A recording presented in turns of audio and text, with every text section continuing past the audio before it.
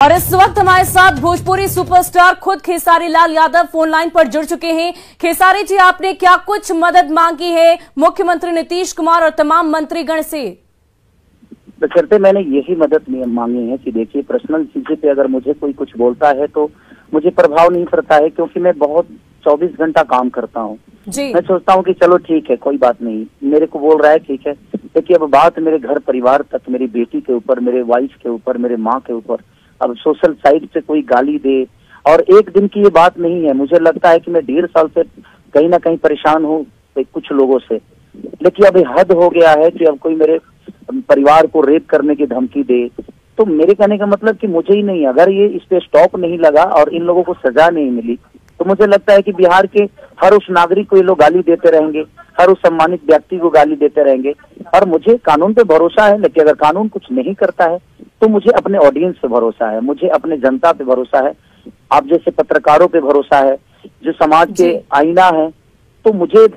पता है कि आप लोग मेरे साथ इंसाफ करेंगे और मेरे साथ इंसाफ होगा, क्योंकि देखिए ये आज की बात नहीं है। अगर इनका मन ऐसे ही बढ़ता रहा तो मुझे लगता है कि भोजपुरी और बर्बाद होने में टाइम नहीं लगेगा। खेसारी जी, क्योंकि यूट्यूबर गौतम सिंह का नाम सामने आया है, क्या आप उन्हें निजी तौर पर भी जानते हैं? जी नहीं, मैं उनको निजी तौर पे कभी ना कभी बात किया उनसे, और ना ही मेरा उनसे कोई लेना देना है, और ना ही कभी मैं उनसे मिला हूँ, और ना ही कभी उनसे मिलने की प्रयास की मैंने, क्योंकि मेरे पास काम इतना है कि मैं उसी में उलझा रहता हूँ। अपने बीवी बच्चों के साथ खुश रहता हूँ। मैं अपने फैन को प्यार हमेशा कोशिश करता हूँ जो उनके अपने अच्छे संगीत से, अच्छे काम से उनको हमेशा मोहब्बत मिले और उनको मैं मोहब्बत दूं। खेसारी जी, अभी अभी आपने मदद मांगी है मुख्यमंत्री जी से, लेकिन हाल फिलहाल में ऐसी कौन सी बात इतनी ज्यादा बढ़ गई कि अब ये सीमा से बाहर की बात हो गई और आपको मुख्यमंत्री से तलब करनी पड़ी? देखिए, मुझे लगता है कि समाज के आईना जो होती है वो पत्रकारिता होती है, एक न्यूज रिपोर्टर होता है और अखबार होता है। और जब बेटियों की बात आ जाए, किसी औरत की बात आ जाए, मुझे कोई भला बुरा बोलता है तो मैं हमेशा बर्दाश्त करता हूँ और कोशिश करता हूँ कि चलो ठीक है, कोई बात नहीं, मुझे बोल रहा है। बट आज एक बेटी की बात है, आज एक औरत की बात है, और मुझे लगता है कि अगर नीतीश जी को लगेगा कि नहीं, मैं बिहार का बेटा हूँ और मेरा भी एक सम्मान है, तो शायद अगर मेरी फैमिली को अपना फैमिली समझेंगे तो जरूर शायद इस पे एक्शन लेंगे। अगर 24 घंटे के अंदर कुछ एक्शन नहीं होता है